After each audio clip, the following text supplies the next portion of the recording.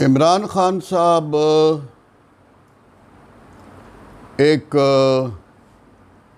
حقیقی آزادی کی مارچ لے کر اسلام آباد پر حملہ آور ہونا چاہتے ہیں کل سیٹرڈے کو۔ سیلاب ہیں، معاشی مسائل ہیں، پاکستان معاشی طور پر تباہ ہو چکا ہے۔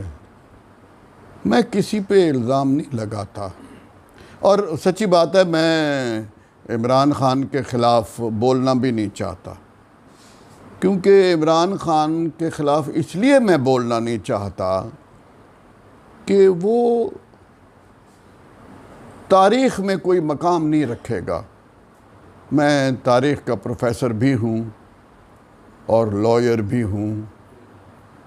وہ تاریخ میں کوئی بڑا مقام حاصل نہیں کر سکے گا ان حرکتوں سے جو وہ کر رہا ہے، اور وہ ہمارے بچوں کے نصابوں میں پڑھایا نہیں جائے گا۔ تو ایسے بندے کے خلاف کیا بولنا جو ایک بلبلہ ہے ہمارے سیاسی سفر میں اور بہاؤ میں۔ یہ دیکھیے کہ ٹرانزٹری عبوری طور پر وہ اپنے آپ کو مرکز بنا کر سارے پاکستان کو ایک دائرے میں گھمانا چاہتا ہے۔ یہ جو حیثیت اس نے حاصل کر لی ہے، اس حیثیت کی وجہ سے اس کے خلاف بولنا میرے خیال میں جائز نہیں ہے، اور میں نے محسوس کیا ہے کہ جوڈیشری بھی اس کو سبق پڑھا رہی ہے کہ آپ پارلیمنٹ کو جوائن کرو۔ چیف جسٹس نے کہا ہے، سب لوگ اس کو بتاتے ہیں، لیکن وہ ایک عقل کل ہے۔ جب وہ یہ کہتا ہے کہ میں حقیقی آزادی کی مارچ ہے، تو اسلام آباد پر حملہ کرنے سے وہ آزادی کیسے آئے گی؟ یا اس حقیقی آزادی کا نقشہ کیا ہے اس نے ابھی تک نہیں بتایا۔ وہ اس کے اپنے اندر ذہن میں ہے ایک حقیقی آزادی کا تصور، جو اس کے ساتھی نہیں جانتے، جو اس کے ورکر نہیں جانتے۔ ورکر تو اس کو ہیرو سمجھتے ہیں، دیوتا سمجھتے ہیں، ایک آسمانی مخلوق سمجھتے ہیں۔ آپ اس کے ورکروں میں جا کے بیٹھیں، وہ کہتے ہیں کیسے خوبصورت چلتا ہے، جب چل رہا ہوتا ہے تو لگتا ہے کہ کوئی دیوتا آ رہا ہے، اور ٹرمپ کے سامنے ٹانگ پہ ٹانگ رکھ کے بیٹھا ہوا کیسا خوبصورت لگ رہا تھا۔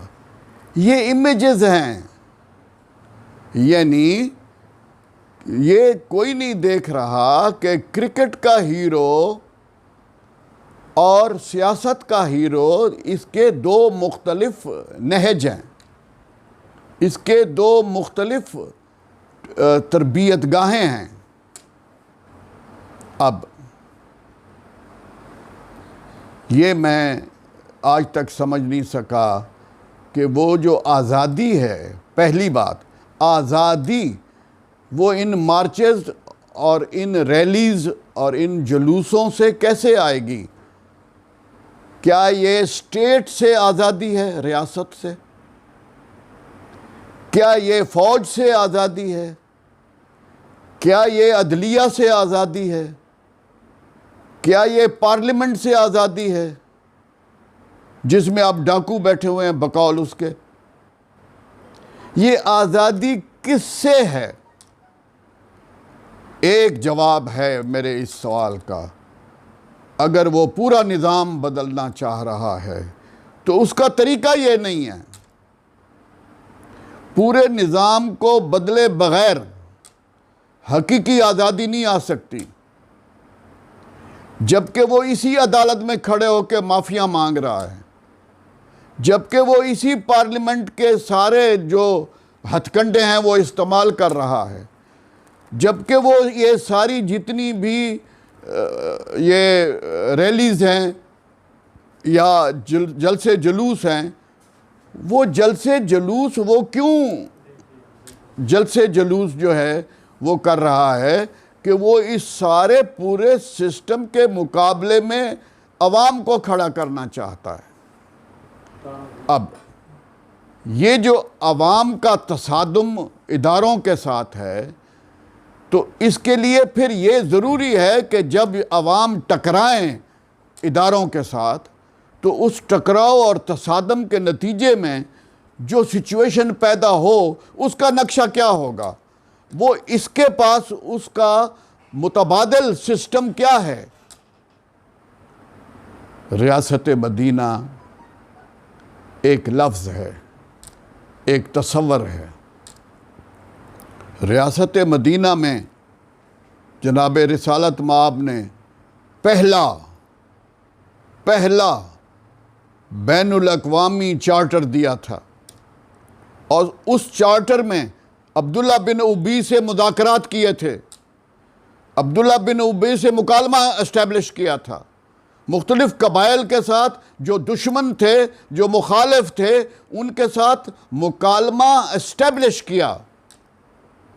یہ کہتا ہے میں ڈاکوؤں سے بات نہیں کرتا۔ ڈاکو ووٹ لے کے آئے کھڑے ہیں، پارلیمنٹ میں بیٹھے ہیں۔ آج جس مصیبت میں پاکستان ہے، وہ مکالمے کے کلچر کا قیام ہے۔ مکالمے کا کلچر، مکالمے کی ثقافت، یہ بیہیویئر سیاست میں لانا ہوگا، مل بیٹھنا ہوگا، اور پھر مل بیٹھنے کے بعد جو اس کے خواب ہیں ان کی تعبیر اس کو ڈھونڈنا ہوگی۔ ایک دوسرے کو دھمکیاں دے رہے ہیں، کوئی قبائلی جنگ ہو رہی ہے اس وقت پاکستان قبیلوں میں، جیسے مجھے ایسا لگتا ہے کہ بہت پرانا قدیم زمانہ ہے اور قبائلی نظام ہے۔ ایک قبیلے کا سربراہ عمران خان ہے، دوسرے قبیلے کے جو سربراہ ہیں وہ پی ڈی ایم والے ہیں، اور جانی دشمن ہیں، جھوٹے مقدمے ہیں، ایک دوسرے کو برباد کر رہے ہیں۔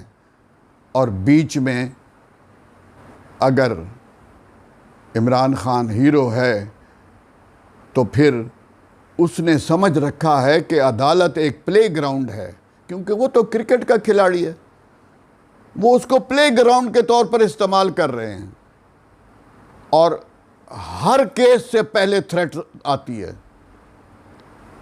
اور پھر وہ دوسرے لوگ بھی شروع ہو گئے ہیں۔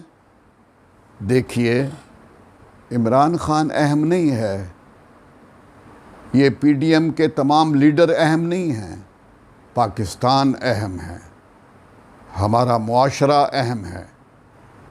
ہم اس طرح ان کو نفی کر کے تو ایک ہیرو کو پال نہیں سکتے۔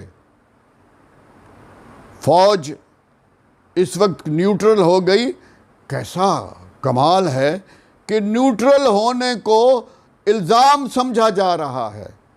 بھئی نیوٹرل ہونا تو ہر ادارے کا نیوٹرل ہونا اس کی میرٹ ہے، اس کی خاصیت ہے۔ کیسا زمانہ میں دیکھ رہا ہوں کہ کوئی عدالت اگر عمران خان کے خلاف فیصلہ کرے، نیوٹرل فیصلہ کرے، غیر جانبدارانہ فیصلہ کرے، تو عمران خان اس کو دھمکیاں دے رہا ہے۔ اور یہ غلط رویہ ہے کہ پہلے ایک سٹانس لے کر پھر یو ٹرن لے لیتا ہے۔ یو ٹرن مدینہ کی ریاست میں کبھی یو ٹرن نہیں لیا گیا۔ یو ٹرن منافقت ہے، یو ٹرن اپنے کیے ہوئے بات کو، اپنے کیے ہوئے عمل کو رد کرنا ہے۔ اس کی اسلام میں اجازت نہیں ہے۔ تو میں آج اس خاص لمحے میں، جب کل نہ جانے کیا ہو جائے، اور ادھر حکومت نے سارے اسلام آباد کو محصور کر دیا ہے۔ اس اسلام آباد میں کچھ لوگ بھی رہتے ہیں، ان لوگوں کے آنے جانے آمد و رفت کو روک دیا گیا ہے۔ وہ جو روک دیا گیا ہے وہ ہمارے کانسٹیٹیوشن کے مطابق اجازت نہیں ہے۔ آمد و رفت کھلا رکھنا ہے، اور اس کی ذمہ داری اس پر ہے جو یہ لوگوں کا ازدحام لے کے جا رہا ہے۔ اور آخری بیان جو عمران خان نے دیا ہے، وہ آخری بیان یہ ہے کہ میں نے پوری تیاری نہیں کی تھی، اب میں پوری تیاری کر کے جاؤں گا۔